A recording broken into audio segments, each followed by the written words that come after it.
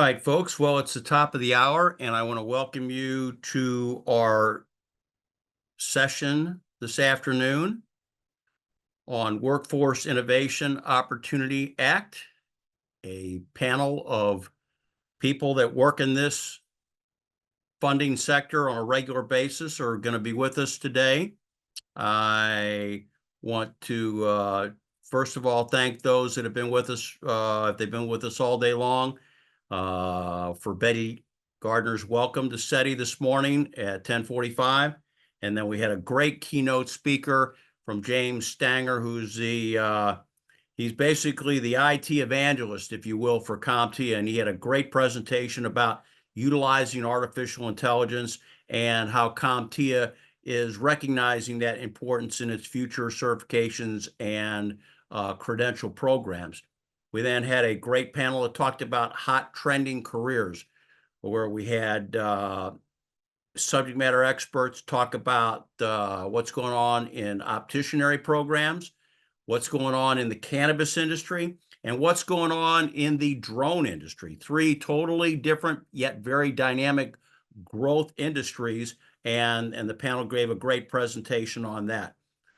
This afternoon's panel is hopefully going to give you some great insights about how your continuing education departments and organizations can partner with your local Workforce Innovation and Opportunity Act boards and your workforce counselors.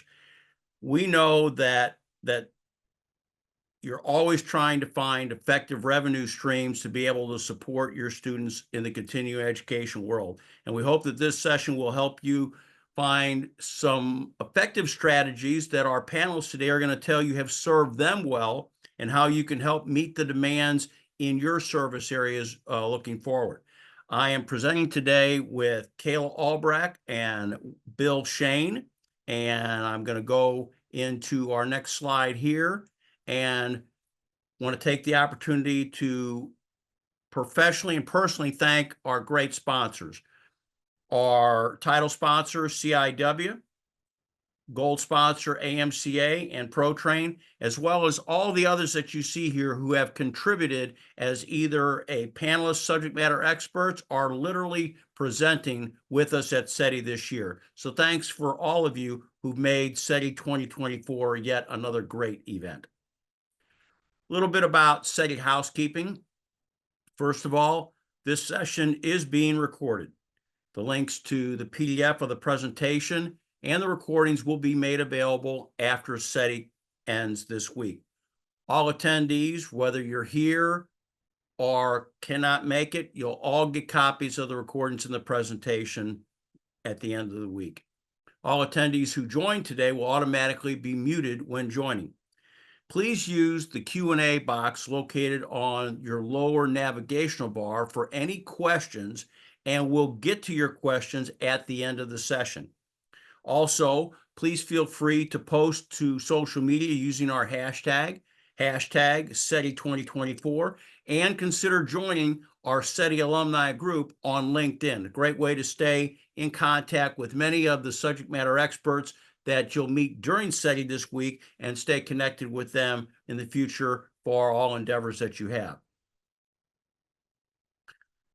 I'd like to introduce our panel members at this point, okay? First, I'd like to introduce Ms. Kayla Albrecht. Kayla is the Business Development and Sales Manager here at ProTrain, a leading provider of educational programs where we tailor our programs to workforce development. She's had a major focus on expanding our partnerships and enhancing program offerings, specializing in aligning ProTrain's courses and our catalogs with the high demand occupations that ensure compliance with your area's WIOA standards. She has extensive experience in the education sector, and her commitment to providing accessible, career-focused training makes her a very valuable resource for anyone's workforce initiatives. We're also very privileged to have another friend of mine, Bill Shane, who's a director of continuing education and cannabis program at Lackawanna College out of the beautiful Scranton, Pennsylvania.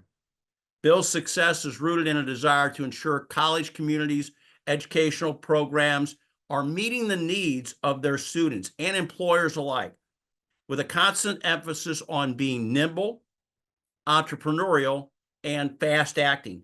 Bill is trained in communications and business development, and he is a world-class marketing guru in helping his school put the right things in front of their constituents. So, Bill, couldn't be happier to have you on with us today. Thank you. Thrilled to be here with everyone. Some of the things I want to just make sure that you know that we expect you to be able to take away from our panel today are these here. First of all, collaboration with workforce boards.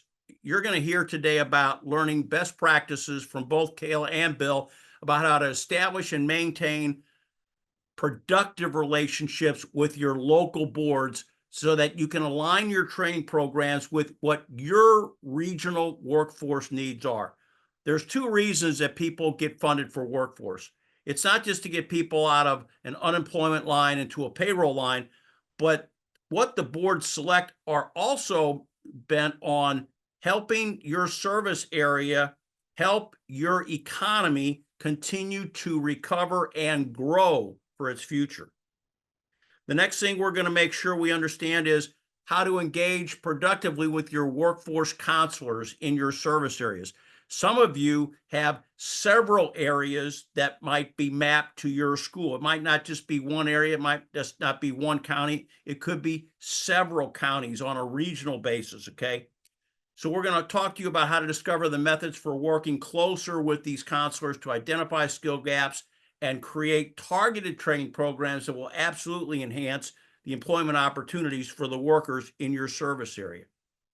The next thing we're going to talk about is developing the right in-demand skills and understanding what programs to offer that address those specific skill requirements in your area and how those can be complemented by offering the right national certification programs so that you've got high demand industry programs that you're offering for your workers in your area. The things we're going to want to make sure we leave you with today are: one, make sure we've told you about effective strategies to collaborate between you, the education provider, and your workforce boards and your servicing counselors. Two, insights about how to identify what the right things are that your workforce needs through targeted training initiatives. And then some best practices and approaches to offering and promoting those right programs that can equip your workers with the right skills needed for in-demand jobs. If we can leave you with all that in today's session, I think our time will have been well spent together. So I want to start first with my friend Bill Shane out of Lackawanna. And Bill, I'd like you to talk about your lessons learned and best practices for us, sir. Thanks everybody, Kevin, and thanks all our friends from ProTrain and our guests online. I'm told we have participants from 19 states of these United States. So that's great. And what Kevin just explained at the macro level that we hope to accomplish here, and what ProTrain works hard at every day, and Kayla is a leader in that, and others from the ProTrain group. Here in Scranton, at Lackawanna College, we try to take that macro approach that Kevin spoke of and make it a micro approach here in northeastern Pennsylvania, where Scranton sits. So our continuing education department over the last few years, I've been here almost 6 years, has gone through a complete metamorphosis. We had lots of programs. We had people coming in to do programs, and it just changed to we've got lots of people doing programs virtually at all hours of the day and night, every day of the week, 52 weeks of the year. But what I believe is the central most important piece of information to share is understanding in your community who are the largest employers, who needs the most employees, and what skills do they need? Because I think that gives you a great critical mass from which to build on. And I say this all the time here with my colleagues is let's fish where the fish are, and we can do some other things after that, but let's focus on the critical mass of where the largest employers are. In Scranton, Wilkes-Barre, northeastern Pennsylvania, far and away, the largest employers are healthcare and social service entities. Not that you have to work in healthcare to work in healthcare. So there's lots of jobs within healthcare institutions. We try to follow closely what those job needs are and to align our programs to either training new people to hopefully meet those job demands, or helping people who are incumbent workers to skill up to say the next level. Because at the end of the day, we want to be able to say our programs help you get jobs or help you get better jobs. And we rely on the Workforce Innovation and Opportunity Act local board in Pennsylvania. They're called Career Links. Pennsylvania has 67 counties. We're here in Lackawanna County. We do a lot of work with those jobs and those employers and try to find funding, which is abundantly available if you have the right type of training and you target the right type of person. So understanding those two aspects, I can't say enough about the importance of that, and having good relationships with those large employers and with the local WIOA board as well. Kevin, is that enough of a summary? Absolutely, sir.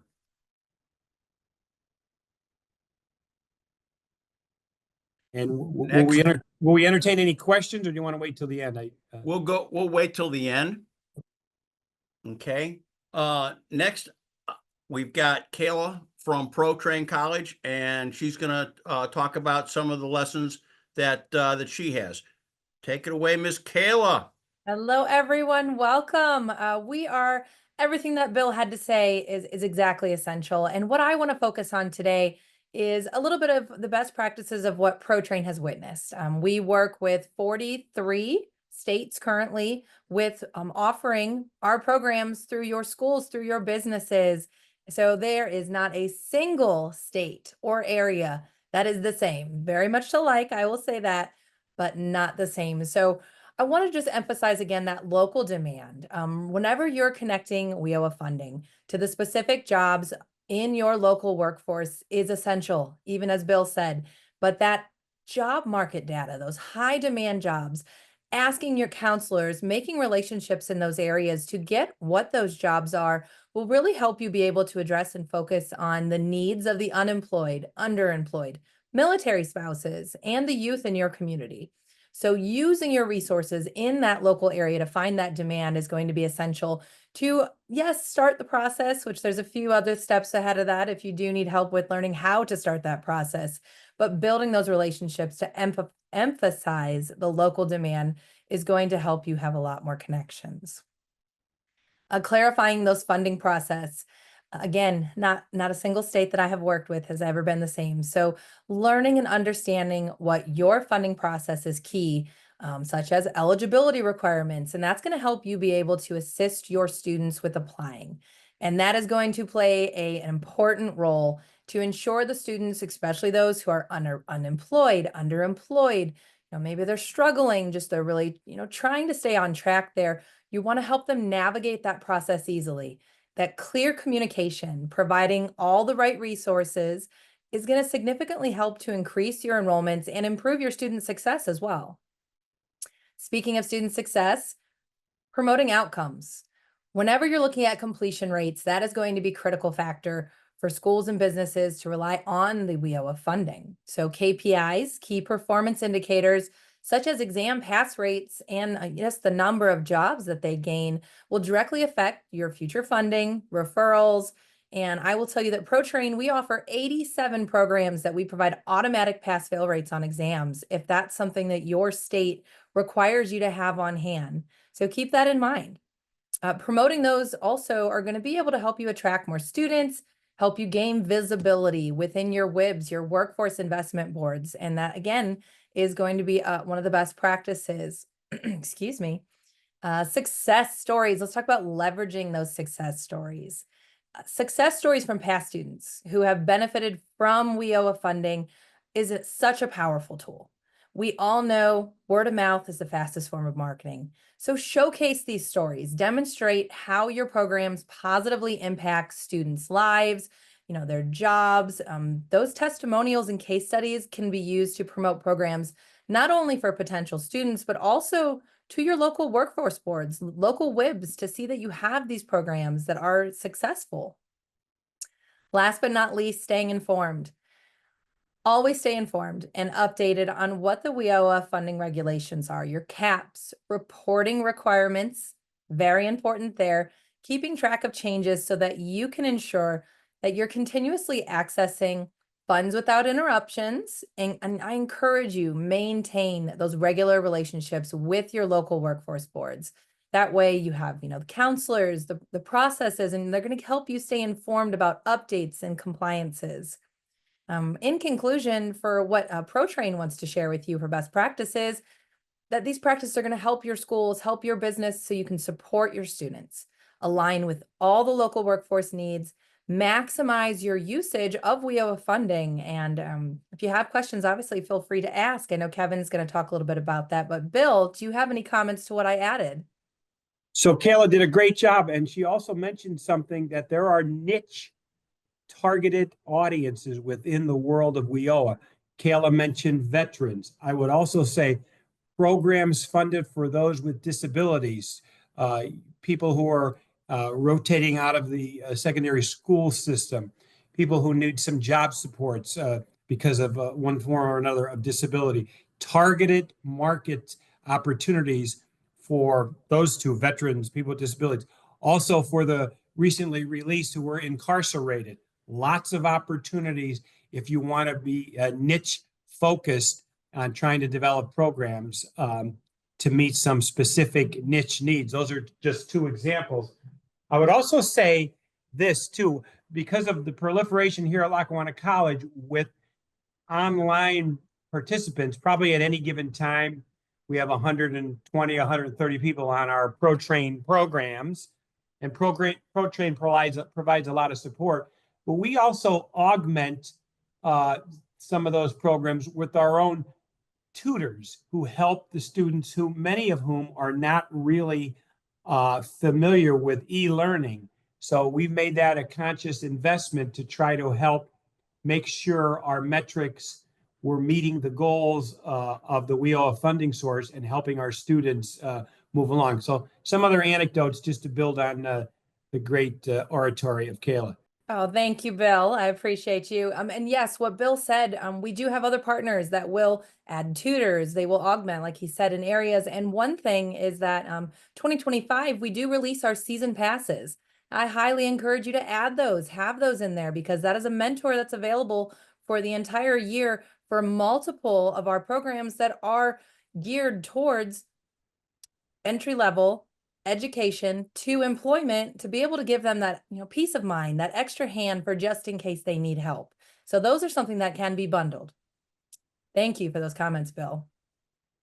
Well, I want to thank both of you for a lot of great insights and a lot of great examples, Bill, that drive some of these points home. I think everything that you guys brought up is all part of the equation for success. Prior to this, we asked some folks to give us some questions. I would remind you that you can use the Q&A box located on the lower navigation bar, and I'll be checking that for your questions.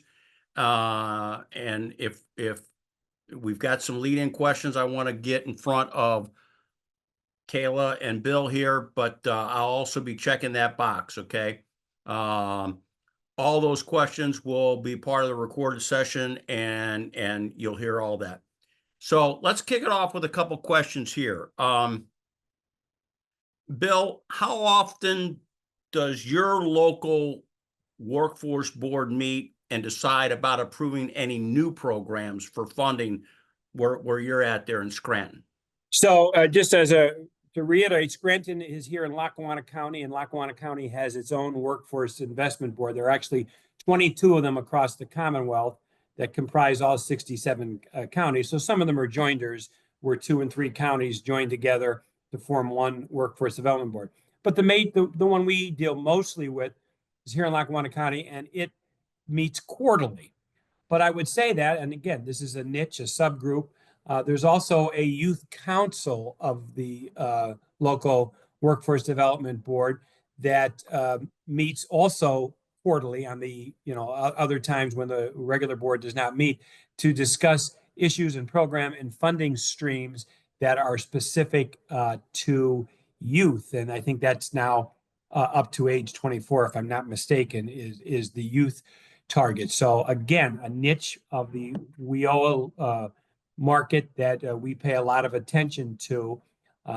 And so that here in our region, it's quarterly with also some, a subcommittee meeting with the youth council. Well, you bring out a great point. I want to emphasize it. Going back to the Obama administration and forward, 25% of federal workforce funding dollars are earmarked for at-risk youth. Now, so define at-risk youth. Well, that could be somebody that's just not going to go to college because it's not their dream. It's not within their economic reach. Okay. Or it could be someone that got off of the sidewalk and spent some time in a juvenile delinquent center and needs the right type of training to make sure that they've taken that life lesson learned and don't repeat it again, because the next time they get in front of a judge, it won't be to a juvenile delinquent center. It will be to a state penitentiary. And so that's really important. Bill, let me ask you kind of a follow-on question. How do you submit for your programs for those boards? Are those electronic submissions? I mean, I remember times where literally we were hand carrying paperwork in binders to go to some of these boards. Are your guys in the 21st century now? Well, I wouldn't want to make that leap just yet, all encompassing, but we do electronically submit. And in Pennsylvania, I'm sure other states the same, we have a high priority occupation list, HPOs, that is encompass the whole state and encompass county by county. So 67 of them. And those high priority occupations are the businesses, the industries, the sectors that say we're going to hire this amount of personnel we expect over the next couple of years. And that's where funding flows to try to fuel the high priority occupation workforce gas tank, if Right. you know what I mean. So okay. we pay really close attention to that. And to no surprise, most of those are the largest employers. That's where those jobs come from. So we pay a lot of attention to that. Absolutely. Kayla, I know that you spend a lot of time in loading portals, not just for us, but for some of our partners. Tell me a little about your experience and the type of what these loads are. Are some of the portals alike? Are they all different? Because you mentioned that you're helping 43 different states across multiple partnerships. Give us a little insight about that dynamic. I will say that there is honestly about 4 that I find are the most common. There have been pretty simple, ease to use. They're asking basic information. They, have a lot of explanations on what you need to input. I've obviously had a chance to be able to learn and dig in there for all of them. The help centers have been great. If there were questions, there were contacts to be able to reach out to if I was unsure. But it was not something that was too hard for me to figure out. I was able to get in there, look and see what other programs were already approved with schools or businesses within that local area to kind of get an idea of where to start, of what's already being approved. Seeing how they have their programs written out, what is being approved online, in person, like Bill said, seeing if there's going to be any type of barrier there. So I have found a lot of great resources within each different software or platform per se that these schools or businesses are using. And I've learned a lot. And I feel free, again, ask questions. If I don't know, obviously we're able to find answers there. But for the most part, Kevin, I will say in the time I've been here, it has grown exponentially, and the ease of use, yes, but we're not, I'm not filling out paperwork and mailing it in, which is nice. Thank goodness for that.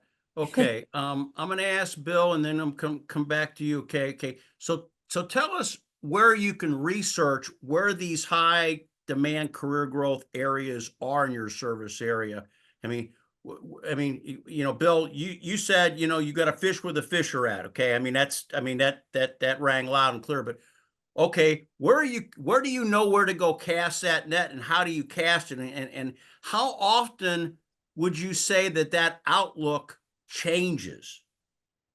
Okay, I'll answer that two ways. From the macro, the United States Department of Labor and Industry, USDOL, oversees the WIOA program, the Workforce Innovation and Opportunity Act program. And then it flows down to the states and then to the local boards within the counties and parishes of the state. So you could get some general information and then probably drill down if you went on the U.S. Department of Labor's website.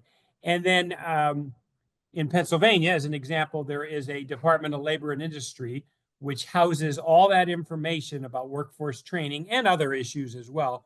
But Pennsylvania's Department of Labor and Industry, we call it L&I, has all things, and all things WIOA report through to L&I, which then reports up to DOL. See, I sound like a government employee here, I guess, right?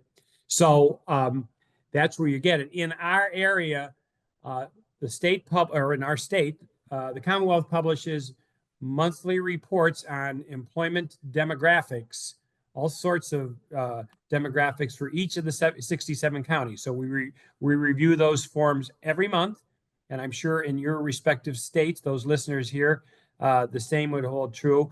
And we get quarterly, the state updates its top 50 employers for each county. So we pay very close attention to that. So we have a pretty good idea. Now, anecdotally, we live in the community. We kind of know who the largest employers are just by virtue of living here. But if you want validated data, which I say to my colleagues here all the time, the state Department of Labor and Industry has it probably for each of the states that you represent here on this call. Okay. Kayla, where do you go research demand growth areas? Not just, let's just say you've got a school that's come to you and says, okay, Kayla, we're not doing workforce, but we heard you loud and clear on this webinar, and we're a community college. So we're kind of at the focal point of developing, careers on the continuing ed side. Where do you help focus, their research to find what's important in their service area? So a lot of what Bill said, yes, it still applies. But for me, I'm not boots on the ground. I am not in that state. I am not within the community. There are 4 areas that I will say that I use the most to be able to research those high demand career growth areas. Number 1, the BLS. Yes, projections, they're updated annually, usually, projections for the next 10-year market trend. BLS is Bureau of Labor Statistics, just Thank in you, case Kevin. you're not onto that acronym yet. Okay. Thank you. Thank you. State workforce development sites, their websites, every state, I see it. They have regional labor market information highlighting high growth industries specific to the area. Workforce investment boards, picking up the phone, making a phone call to a local WIB, asking, providing data and reports on in-demand jobs for their specific regions. That can sometimes be a hit or miss to see, do you have a document? Do you have information? Sometimes they don't. Sometimes we'll just chit chat and they'll talk about it a little bit. And again, using the websites of where these programs are already uploaded and other businesses, entities, schools in your area has been a great resource for me as well. And last but not least, economic development agencies I have looked at, tracking job market trends. That has helped me to be able to see the workforce needs of local employers. And when I've worked with workforce, I've noticed typically I'm seeing, updates for Outlook data annually. But again, that is influenced. It can be influenced more by frequent reports based on emerging trends or economic changes, which I have seen some of those changes and wording for North Carolina, for Georgia, for Tennessee already, of things that are going to be in demand for an economic change. Obviously a catastrophe. That is another thing that you'll see that can cause that to be changed. Absolutely. All right. This is probably your least favorite acronyms, Kayla. So and I know that you spend a lot of time doing this.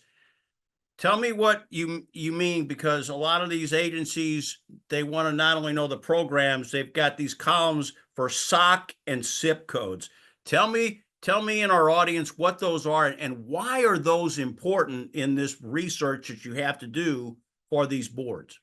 Of course. So SOC, SOC, Standard Occupational Classification. Those are the codes.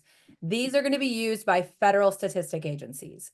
They are going to classify workers into different occupational categories. And the purpose of that is they're collecting all the data, calculating, pushing it out there so that workforce funding can use those SOC codes, those Standard Occupational Classification codes, to help identify what the specific occupation needs are to align with high demand jobs. And Bill, if you have anything else as well, by all means. You know, I always have something more. I never say, oh no, you got it all. So that's a fault of mine, I guess. I'm going to suggest another way to collaborate with your workforce board. If you could develop a consortium, you're the training provider, and let's just say the local manufacturing association represents manufacturers, and manufacturers need workers, they need trained workers, they don't have time to do it, but money may be available because manufacturing in Pennsylvania, high demand job. If you could develop consortiums that could apply for funding, the workforce boards love that because you're bringing in employers, in this case, a manufacturing association, with a training provider, in this case, Lackawanna College, it could be any training provider. That adds validity to what you're trying to do, and you could maybe get a bigger piece of the pie by collaborating with a sector or sectors that represent various types of employees and employers. Would you not say that that's a great place for sometimes getting state-funded grants? I would definitely say that, Mr. Smith. Yes. Okay. So, Kayla, where does one find these ominous SOC SIP codes? I mean, can you just Google these things, or where are these bad boys laying at? Where do you find them? Well, it took me a little while to figure out how to correlate and really find them all. But I've actually utilized ONET online. Okay. It's a great resource. But again, we're going to go back to that BLS, Bureau of Labor Statistics. That is going to be the number one, I should say, but I use ONET online. It's widely used database for job descriptions, workforce information. You know, you can search for job titles and then you can find that corresponding SOC code to see additional. Great videos too.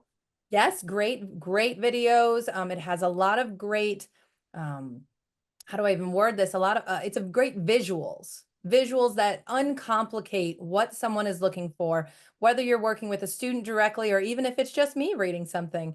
It is a great breakdown to see all of that. I've used state workforce development websites, the U.S. Department of Labor, DOL.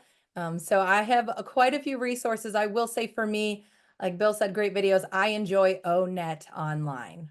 So you're saying career coaches use those in advising a workforce candidate as well?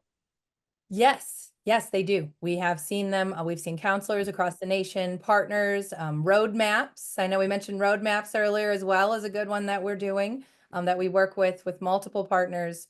And again, this is not necessarily just specific to the SOC codes, and I'll explain to you what a SIP code is still, because a lot of these SIP codes also align with where we're telling you to go to be able to see what those are. So SIP codes, let me tell you what that is. It's the CIP, Classification of Instructional Program Codes. And these codes are going to be categorized and they're going to track fields of study and training programs. They are going to be used to align educational programs with the specific job roles and industries. That is what your SIP code is going to be. So both SIP codes and SOC codes are very important. They're going to help They schools correlate to one another. So the SOC code is what the job is, but the SIP code is the educational requirements that align with that job industry. Yes, and that's going to be where your businesses, you as a school, it's going to align your training programs that you're offering with workforce needs that have been identified already in the labor market. So by using these codes, schools and businesses can show how your programs prepare students for in-demand occupations, which is going to be crucial to obtain workforce funding and aligning with your local WIB boards. Likewise, if there is a high demand SOC code, but you don't have something that align with it, that's a heads up for, okay, how do we get this program to start offering it? Because we're missing out on that type of fish. We can't catch that fish to train them, to put them back into the community without that type of training. Correct. And that's where, again, I'll bring up those 87 programs that we have. I have built a, we'll call it a cheat sheet, where we have automatic pass fail rates that we can provide to you. I have the SIP codes and SOC codes already in the columns for you, right in there for you to be able to have copy and paste, to be able to help you. And again, reach out to me. We're here to help. Right. To say that you're working that saves tens of not thousands, but easily up to 100 work hours of research. I mean, I can remember you first starting out on that, and it's just like, okay, God, there's so many of them. I said, okay, but guess what? When you got them, then you got them. So that is a tremendous work savings that you can provide as an extension arm to any continuing education partner that doesn't know where to start and doesn't have, I mean, just finding out how to get this. And I mean, you do it as a part of second nature. Bill does it with his partner Diane there as a second nature. Okay. That doesn't come about overnight. That comes out from years of taking a look at it. And I have a great appreciation for that. And I hope our viewers today will as well. I'm gonna got a couple more questions here. I'm also looking at the Q&A box. Okay. Tell us how you keep track with employers in your area. Do you meet with them, Bill, or how do you keep up with them if you've got like say 15 to 20 top employers and there's only one Bill or maybe you and Diane Parlante in your case? Okay, how do you keep up with these employers and their needs? Well, I don't think you could run an effective program just by staying in here in the walls of the college. So being involved in the community, the Chamber of Commerce, I've long been myself and others who work with me, my colleagues, been involved. So you have to keep an eye on what the largest employers are doing. And what we have here is a lot of opportunities for people to use our facility. So we use that, we leverage that by, hey, if you want to come and use our theater or use our computer labs for training for your employees, we have a lot of parking on various times of the day, and certainly on Fridays when people in higher ed, except for Con Ed, are largely sleeping. So we try to allow and make available our facilities, and also get involved in community activities and keep abreast of what's going on with our largest employers. It's shoe leather. There's no exact recipe for it. It's total shoe leather. If you want to put the time in, usually you could get the results. And we kind of help too. I want to touch on this point, and I'll be quiet, I swear. We help the individual person who comes to us without funding. They may live in this county or an adjacent county. Someone mentioned help with their students on the chat.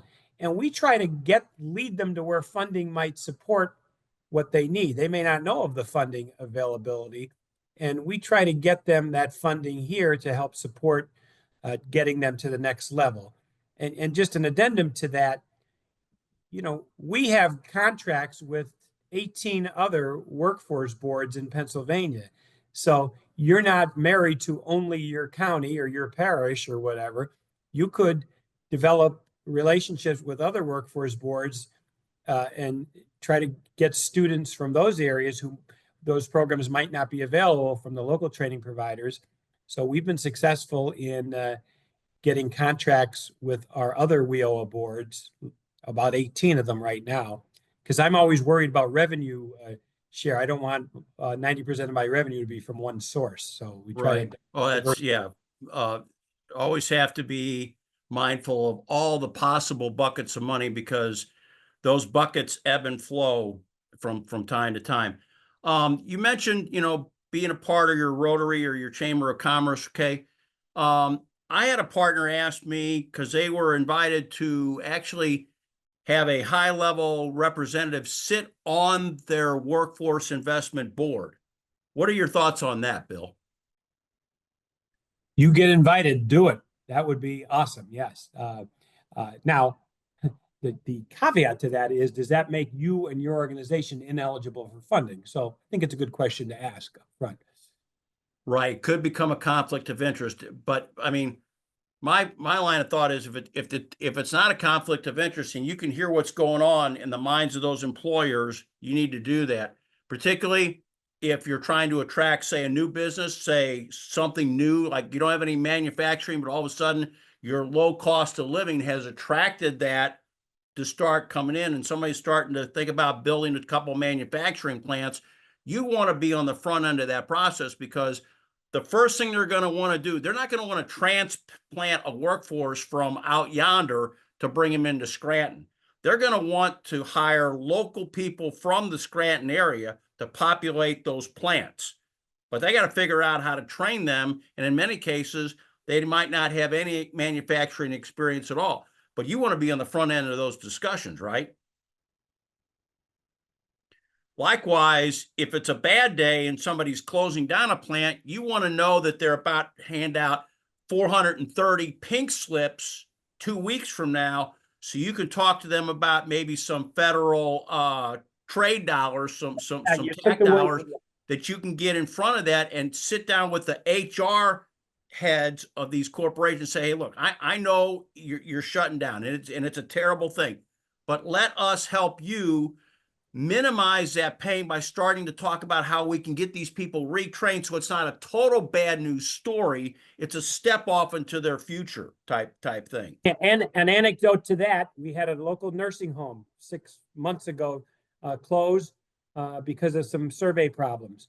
So we got the bright idea, hey, let's call those, the rapid response team that does Trade Act dollars, and we invited them all up here for a session on what are opportunities for you to use your Trade Act dollars to get to skill up for other job opportunities. So that's a great point, Kevin. You gotta know what's going on in your community. Well, that's part of marketing, what you do to those that otherwise wouldn't know unless you were there to tell them. And that's part of that leather, boots on the ground thing that you talked about. Where do you two go to find additional funding opportunities to help with, say, program development? Say you've got a new, you found something that ONET says this is going to be the next great thing in your thing, but you got to develop some program stuff and some things that allow you to offer a credential program. Where do you find the additional funding opportunities to help with that?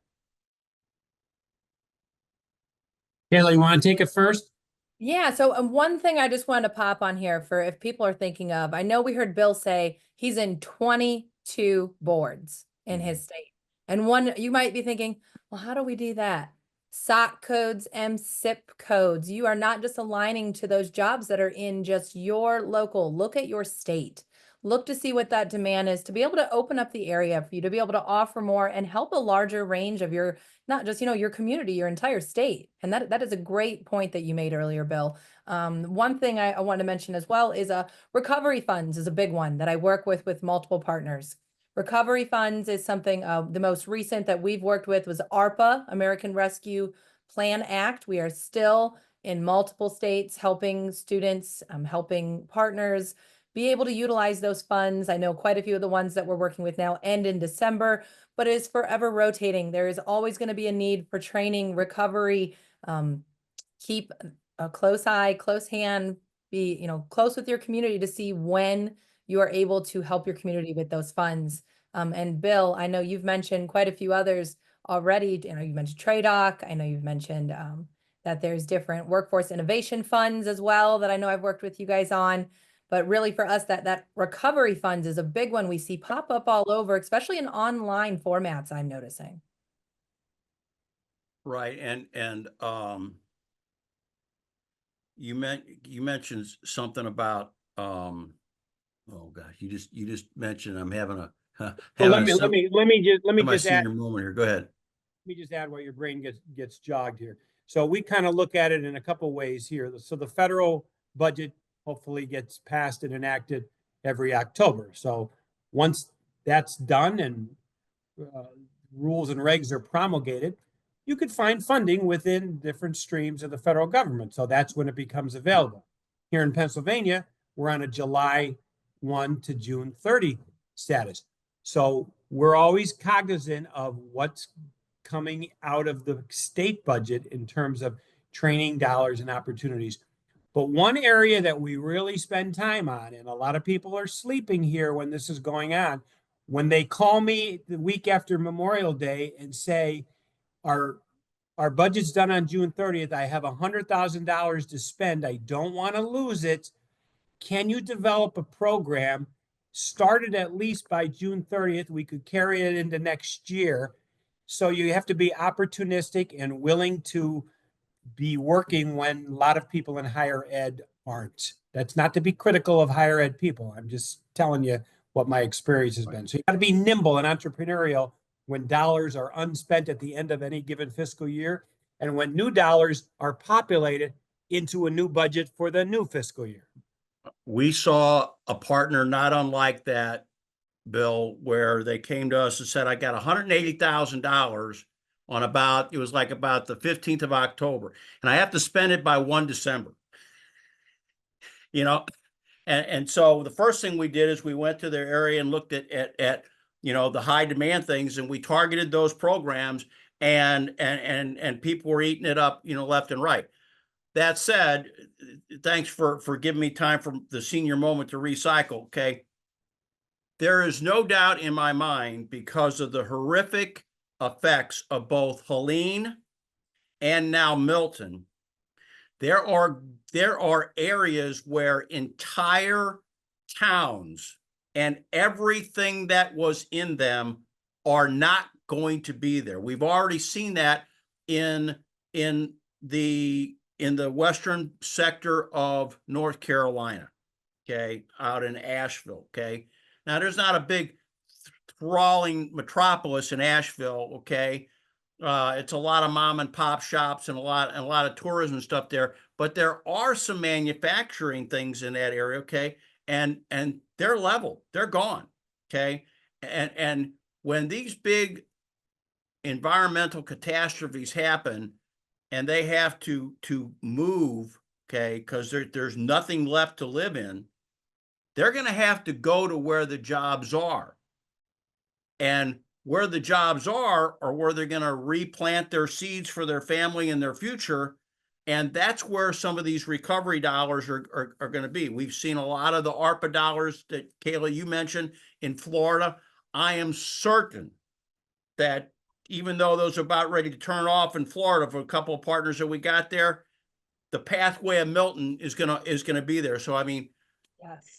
And nobody's gonna want to talk about that for a day or two right after they're still picking up in recovery, because but in the next 3 to 6 months after these have hit, those funds are going to go from federal down to state level, and they're going to be there. And school partners that are in those areas that want to help train people back up in those areas to get their life back on track, those dollars are going to be there. You just have to be very cognizant by staying in tune with the workforce economic advisor, particularly, every state has a workforce czar that's pretty much politically appointed by your governor. That person is going to know what that state is going to rebuild as a result of this hurricane effect. Okay. And I would add on to what Kevin said is, be aware of what FEMA needs and be on FEMA's site and look for RFP responses or offer services that you may think help people who are impacted by natural disasters.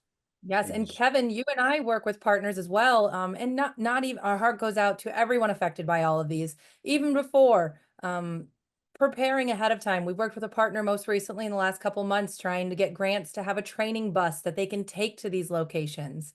There is other areas that we work with all across the nation trying to get ahead of being able to help anyone and everyone when they do hit the unpredictable catastrophe of everyone that has lost everything. I cannot imagine what they will go through. Our hearts go out to them, but just really looking to see what other areas online training can be done on a bus with computers being brought out, renting out a local area to be able to do training as well. There's so many different things that we see across the board.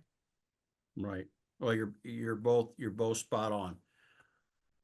Okay, I do not see any other additional questions at this time in either chat or the Q&A box. Okay.